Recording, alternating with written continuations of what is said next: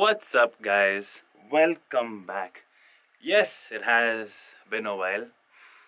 2018 has been pretty interesting so far, and I've spiced up my training protocol just a little bit. On top of all that weight training, I've added in a little bit of jiu-jitsu, or should I say grappling, some judo, some wrestling, some football, cycling, yoga, a little bit of kickboxing as well, and as you can see, I have lost a little bit of weight, which goes to show, in spite of all that junk I'm eating, most of you who do follow me on Instagram will know exactly what I'm talking about. In spite of all that junk I'm eating, I'm still losing a whole bunch of weight. And I do train for a long time, and it's super intense. I have days where I train sometimes even 6 hours, sometimes 8 hours, and it's out of control. But I am thoroughly enjoying myself. I'm really loving this, and the idea and the plan and the goal for this year was to change things up a bit, to step out of my comfort zone and to really explore the beautiful world of fitness. Actually, to just focus on performance, work on increasing my mobility, my flexibility, be more functional, because I realize I'm just sitting in the gym, I'm lifting heavy weights, and I can't even like wash my back or scratch my back. So I realized, I woke up one day and I'm like, dude, I gotta be a little bit more fit. I know I'm lifting some little heavy weights, and I'm having fun in the gym and making friends with people in the gym, but I gotta step out of my comfort zone. So this year, 2018, I want to look at fitness in a more holistic approach. I want to be more versatile. I want to work more on endurance, building that strong strength base. I feel it'll be a lot better for me as a coach because I can understand fitness to another level, focus more on people or on athletes, maybe an MMA fighter or a sprinter, not just fat loss or weight gain clients. I want to understand fitness as a whole, if you get what I'm trying to say. I feel it'll be so much better for me in terms of education and for me as a coach. The idea is to step out of the comfort zone and take fitness outside the gym.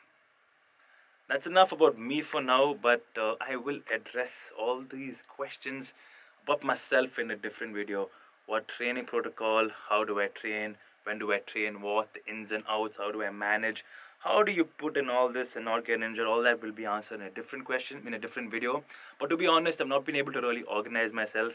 It's not that I've been busy or anything, it's just that all these changes have taken my body time to adapt, and I've been really tired to make the effort and to really communicate with you guys, or to put myself out there on social media. But now I'm getting used to it, and now I'm here.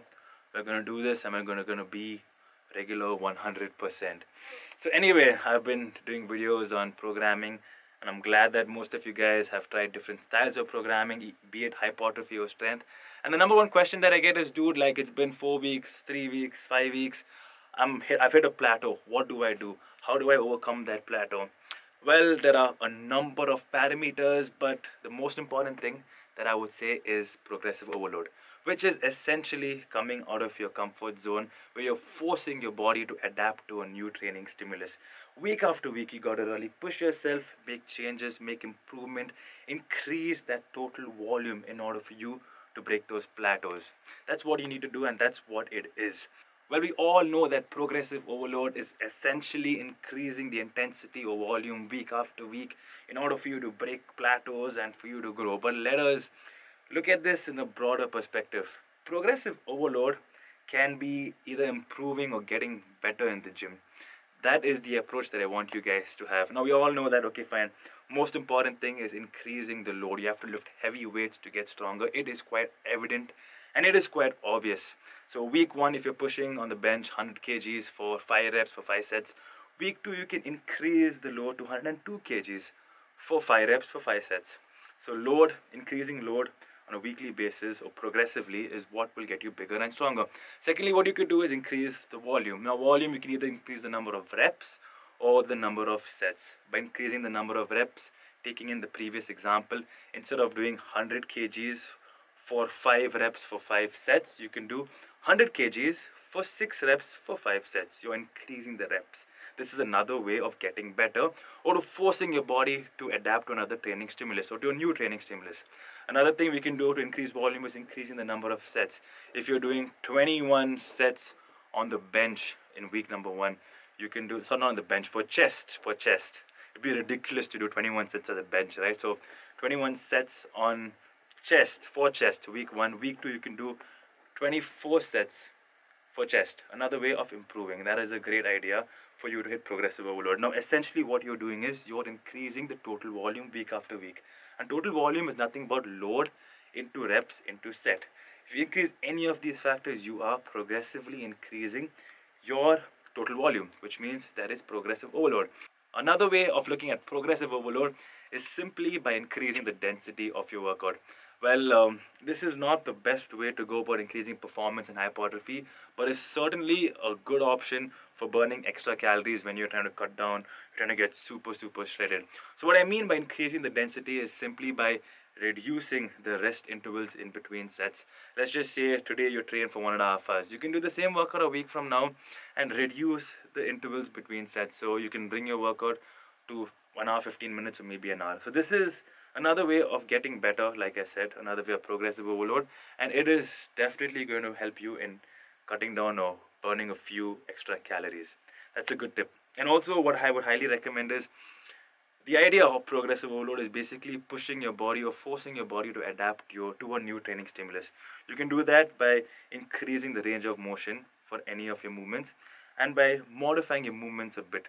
By increasing the range of motion, let's just say if you're squatting to parallel, all you have to do is just go a little deeper and go to ass to grass. It is another way to stimulate more muscle, or rather for you to get out of the comfort zone. Similarly, if you're doing pause benches, if you pause at the bottom, if you're pushing really slowly, it's a great way for you in order to recruit more muscle fibers and to push yourself out of your comfort zone. You are making it more harder for you. You are forcing your body to adapt to a new training stimulus. It is a great way to actually maximize muscle growth and to push yourself out of that comfort zone and to break plateaus. And the most favorite thing that I love doing is maximizing muscle training frequency.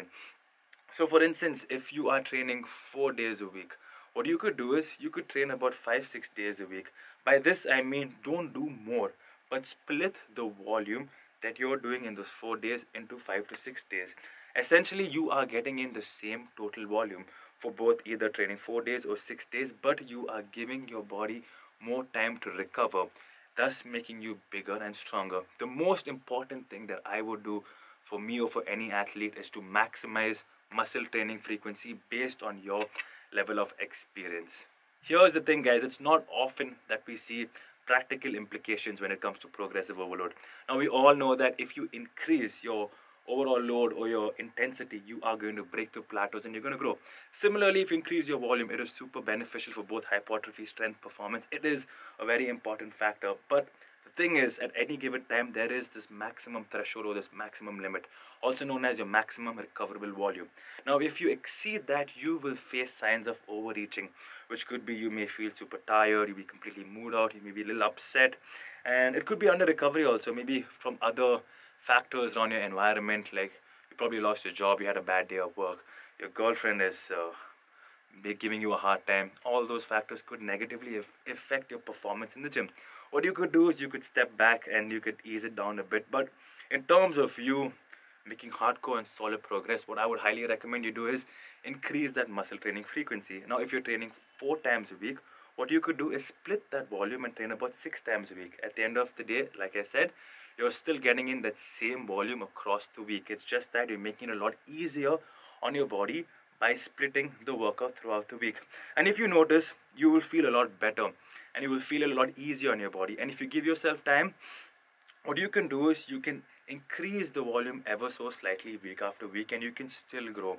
You will grow in terms of your performance, your strength, and you can still make progress by increasing the total volume. So this is a great way for you guys in order to grow and break plateaus and to use progressive overload to the best. Now, whatever I said, try to put it into practical value or to make the best out of it. Put it in your training programs, in your protocols, and see how it goes. Anyway, thank you guys for watching. Let me know what you want to see, what you want to know, either something about me, about training, whatever it is, just put it down in the comment section. I'll see you guys. Thank you for watching and have a great day. Don't forget to subscribe.